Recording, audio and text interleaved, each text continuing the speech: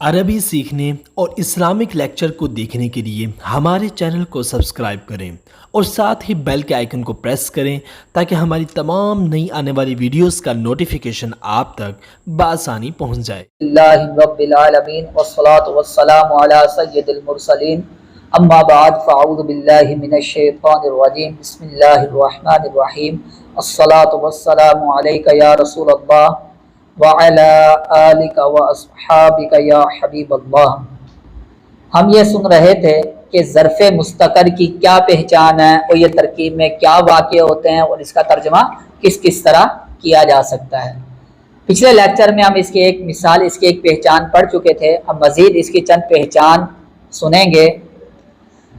یہ بھی یاد رکھیں کہ ظرف مستقر کی ایک پہچان یہ بھی ہے کہ جب جار مجرور ظرف کا، جب جار مجرور یا ظرف مکان ظرف کا عبارت میں موجود، معنوی اعتبار سے عبارت میں موجود نہ نفس فعل سے تعلق ہو، نہ ہی عبارت میں موجود شبہ فعل سے تعلق ہو، اور نہ ہی عبارت میں موجود مصدر سے تعلق ہو، اور نہ ہی اسے خبر بنانا مقصود ہو، تو کیا تعریف بن جائے گی؟ اصول کیا بن جائے گا کہ جب بھی عبارت میں جار مجرور آ جائے، کہ جب بھی اس میں نکرہ کے بعد جار مجرور آ جائے، کیا کہیں گے؟ جب بھی اس میں نکرہ کے بعد جار مجرور آ جائے اور اس جار مجرور کا ظرف کا عبارت میں موجود نہ نفس فعل سے تعلق ہو، نہ شبہ فعل سے تعلق ہو، نہ ہی عبارت میں موجود مصدر سے تعلق ہو، اور نہ ہی اسے خبر بنانا مقصود ہو،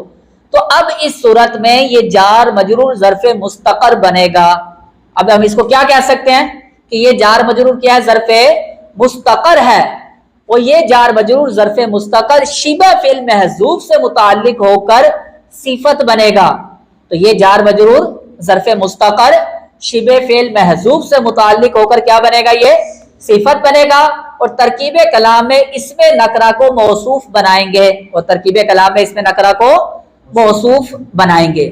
اچھا، اب اس کی کیا پہچان ہوگی؟ کیسے ہم یہ پہچانیں گے کہ اس میں نکرہ کے بعد جار مجرور آ گیا یا ظرف مکان آ گیا اور معنوی اعتبار سے اس کا تعلق اس میں نکرہ سے ہے؟ معنوی اعتبار سے متکلم اس کا کس سے تعلق جوڑنا چاہتا ہے؟ اس میں نکرہ سے اس کا تعلق جوڑنا چاہتا ہے۔ متکلم عبارت میں موجود فعل یا شبہ فعل سے اس کا تعلق جوڑنا نہیں چاہتا۔ ہم یہ کیسے پہچانیں گے؟ تو اس کے ترجمے کے ذریعے اس کی چند پہچان ہے، چند علامتیں ہیں۔ نمبر ایک، اگر ہم حرف جر کا ترجمہ نہ بھی کریں، حرف جر کا ترجمہ نہ کرنے کی صورت میں بھی عبارت کا درست مطلب بن رہا ہو، درست مفہوم بن رہا ہو، تو یہ اکثر اس بات کی علامت ہوتی ہے کہ متکلم جار مجرور کا اس میں نکرہ سے تعلق جوڑنا چاہتا ہے معنوی اعتبار سے۔ متکلم معنوی اعتبار سے جار مجرور کا اس میں نکرہ سے تعلق جوڑنا چاہتا ہے، متکلم معنوی اعتبار سے جار مجرور کا فعل یا شبہ فعل سے عبارت میں موجود، کیا قید لگائیں گے؟ عبارت میں موجود فعل یا شبہ فعل سے اس کا تعلق جوڑنا نہیں چاہتا۔ اب اس کی کیا مثال ہوگی؟ جیسا ودّ کثیر من اہل الکتاب، ودّ کثیر، اب کیا ترجمہ کرتے ہیں ہم کہ بہت سے کتابیوں نے چاہا، کثیر کتابیوں نے چاہا، یا یہ مثال لے لے قال کثیر من العلماء، تو اب کیا ترجمہ کرتے ہیں؟ کثیر علماء اکرام نے فرمایا۔ اب دیکھیں یہاں پہ ان دو مثالوں میں آپ غور کریں کہ یہاں پہ حرف جر کا ترجمہ کیا، ہم نے حرف جر کا ترجمہ یہاں پر نہیں کیا، لیکن پھر بھی عبارت کا معنی درست بن رہا ہے۔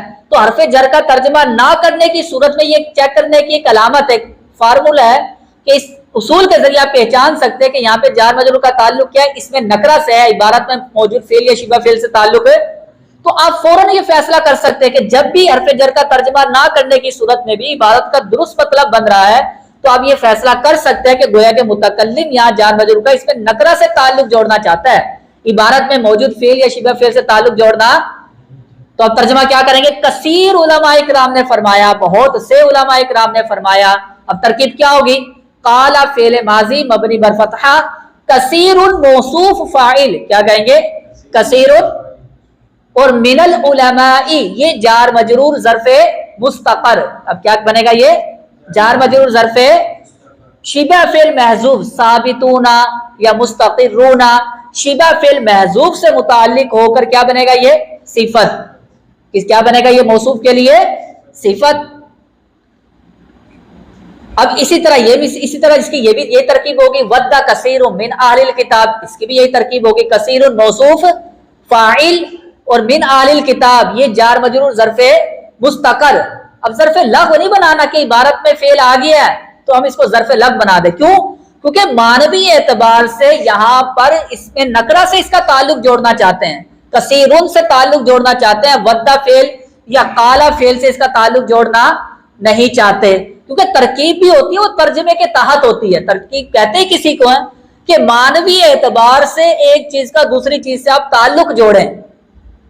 तो कसीरुम मिनल उलमाई काला कसीरुम, अगर कोई इसका ये तर्जमा करता है कि कसीर ने कहा उलमा से, क्या तर्जमा करता है इसका, कसीर ने कहा, तो ये अरबी ग्रामर के एतबार से ये तर्जमा ही गलत कहलाएगा, क्योंकि अगर मुतकल्लिम ने ये बात करना मकसूद होती कि कसीर ने उलमा से कहा, कसीर ने उलमा से कहा, उनकी खिदमत में अर्ज की, तो फिर अरबी फिर काला जो होता है ना मिन के सिले के साथ इस्तेमाल नहीं होता, काला फेल इस्तेमाल होता है लाम हर्फ जर के सिले के साथ।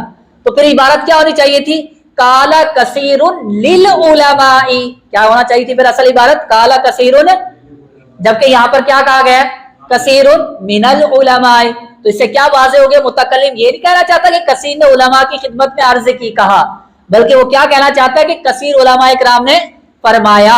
तो इससे क्या वाज़े होता है कि जार मजरूर का मुतकल्लिम इसमें नकरा से ताल्लुक जोड़ना चाहता है, कसीर से फेल काला फेल से ताल्लुक जोड़ना, तो कसीर मौसूफ फाइल बनेगा और मिनल उलमा ये जार मजरूर ज़र्फ़े मुस्तकर शिबे फिल महजूब से मुताल्लिक होकर क्या बनेंगे, ये सिफत बनेगा। इसी तरह एक दूसरी मिसाल याद रखें, पहचान कि जार मजरूर का इबारत में मौजूद फेल से ताल्लुक नहीं है बल्कि इसमें नकरा से ताल्लुक है। अगर हरफे जर का इजाफत वाला तर्जमा करने की सूरत में इबारत का दुरुस्त मतलब बन रहा हो, हरफे जर का इजाफत वाला तर्जमा करने की सूरत में इबारत का, तो ये इस बात की अलामत है कि मुतकल्लिम या जार मजरूर का इसमें नकरा से ताल्लुक जोड़ना चाहता है, इबारत में मौजूद फेल या शिबा फेल से ताल्लुक जोड़ना। इसकी एक मशहूर मिसाल देता हूं कि वासिआत कुशादा हो गई, वासिआत रहमतुन मिनल्लाह, क्या तर्जमा करते हैं आप सब, अल्लाह की। अब देखिए हालांकि वो फन्नी एतबार से उसूली एतबार से मिन का तर्जमा तो होता है से, तो आपको यह तर्जमा करना चाहिए था रहमत वसी हो गई अल्लाह से। हालांकि अगर ये तर्जमा करते तो इबारत का दुरुस्त मतलब नहीं बनता, लेकिन अगर ये इजाफत वाला तर्जमा करते हरफ जर का अल्लाह की रहमत वसी हो गई, इबारत का मफहूम भी वाज़ेह हो गया। तो अगर हरफ जर का इजाफत वाला तर्जमा करने की सूरत में इबारत का दुरुस्त मतलब बन रहा हो तो समझ जाए कि ये जार मजरूर क्या बनेगा, ज़र्फ़े मुस्तकर शिबा फिल महजूब से मुताल्लिक होकर इसमें नकरा की क्या बनेगा, ये सिफत बनेगा। तो अब क्या तर्जमा करेंगे यहाँ पे, अल्लाह की रहमत वसी हो गई। अब अगर कोई ज़र्फ़े इसको तरकीब तर्जमा ये करता है अल्लाह की रहमत वसी हो गई, और तरकीब में क्या कहता है कि मिनल्लाह ये जार मजरूर ज़र्फ़े लफ़ फेल से मुताल्लिक, तो कितनी बड़ी फन्नी गलती उसने कर दी है कि तर्जमे में उसने जार मजरूर का इसम से ताल्लुक जोड़ा अल्लाह की रहमत वसी होगी, और तरकीब में किससे ताल्लुक जोड़ रहा है, फेल से। तो ये फन्नी एतबार से गैर मियारी तर्जमा कहेंगे या फिर गैर मियारी उसकी तरकीब कहेंगे, क्योंकि तरकीब तो होती है तर्जमे के तहत कि मानवी एतबार से जिस चीज का जिससे ताल्लुक हो तो तरकीब में भी उसी चीज से उसका ताल्लुक जोड़ा जाए। तो इस तरह की कई मिसालें आपको मिल सकती है। एक मिसाल आपके सामने पेश कर देता हूं, खुद भी गौर करें। राइतु किताबन लिज़ैदिन, अगर मुतकल्लिम ये कहना चाहता है मैंने जैद की किताब को देखा, तो अब मिली ज़ैदिन ये जार मजरूर ज़र्फ़े लग़्व होगा या ज़र्फ़े मुस्तकर होगा, जैद की किताब को देखा। देखिए हरफ जर का इजाफत वाला भी तर्जमा हो रहा है, बात भी दुरुस्त हो रही है, तो इसका मतलब क्या होगा, लिज़ैदिन ये ज़र्फ़े लग़्व नहीं है बल्कि ये क्या बनेगा, अब ज़र्फ़े।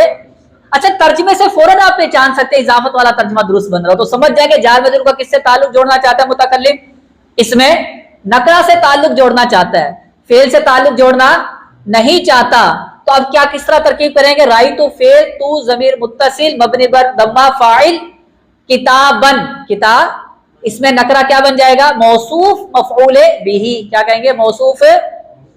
और लिज़ैदिन ये जार मजरूर ज़र्फ़े लग़्व या ज़र्फ़े मुस्तकर कहेंगे, अब ज़र्फ़े क्योंकि इसमें नकरा से इसका ताल्लुक है। اب لزید یہ جار مجرور ظرف مستقر ثابتن یا موجودن یا کائنن شبہ فعل محذوف سے متعلق ہو کر کیا بنے گا؟ اس کی صفت بن جائے گا۔ اب دیکھیں یہاں بھی یہ بھی غلطی کوئی کر سکتا ہے، ترجمہ کیا کرتا ہے؟ زید کی کتاب کو دیکھا اور ترکیب کے اندر لزیدین کو جار مجرور ظرف لگ فعل کے متعلق کرتا ہے، تو یہاں پہ بھی پھر فنی غلطی اس نے کی ہے، تو یہ ترکیب ترجمے کے مطابق نہیں ہوگی، تو وہ غیر معیاری ترکیب کہلائے گی۔ ہاں اگر عبارت میں موجود نفس فعل سے اس کا تعلق اگر واقعی متکلم جوڑنا چاہتا ہے تو پھر میں نے کیا کہا تھا؟ جب بھی جار مجرور کا عبارت میں موجود نفس فعل سے تعلق ہو تو وہاں پر حرف جر کے ترجمے میں کوئی کمی زیادتی نہیں ہوتی، بعین ہی حرف جر کا ترجمہ ہوتا ہے۔ تو اگر آپ جار مجرور کو ظرف لغو بناتے ہیں اور رأیت فعل کے متعلق کرتے ہیں عبارت میں موجود فعل سے، پھر آپ کو بعین ہی حرف جر کا ترجمہ کرنا چاہیے۔ تو پھر کیا ترجمہ کرنا چاہیے تھا؟ میں نے کتاب کو دیکھا زید کی خاطر، زید کے لیے۔ اگر یہ ترجمہ کرتے تو اس سے کیا واضح ہوتا ہے کہ متکلم جار مجرور کا رأیت فعل سے تعلق جوڑنا چاہتے، تو اب یہ ظرف لغو بن جائے گا۔ یا تو اپنی ترکیب درست کریں یا پھر ترجمہ درست کریں، تو ترجمہ ترکیب کے مطابق کریں یا ترکیب ترجمے کے مطابق کریں۔ تو مزید آپ جب غور و فکر کریں گے، مزید مثالوں میں آپ اس طرح غور و فکر کیا کریں کہ جب بھی اس میں نکرہ کے بعد جار مجرور آئے تو غور کریں کہ یہ ظرف لغو بنے گا یا ظرف مستقر بنے گا۔ تو اس طریقے سے غور کیا کریں تو انشاءاللہ مزید بہت زیادہ آپ کو فائدہ ہوگا اور غلطیوں سے آپ انشاءاللہ بچ جائیں گے۔ آمین بجاہ النبی الامین۔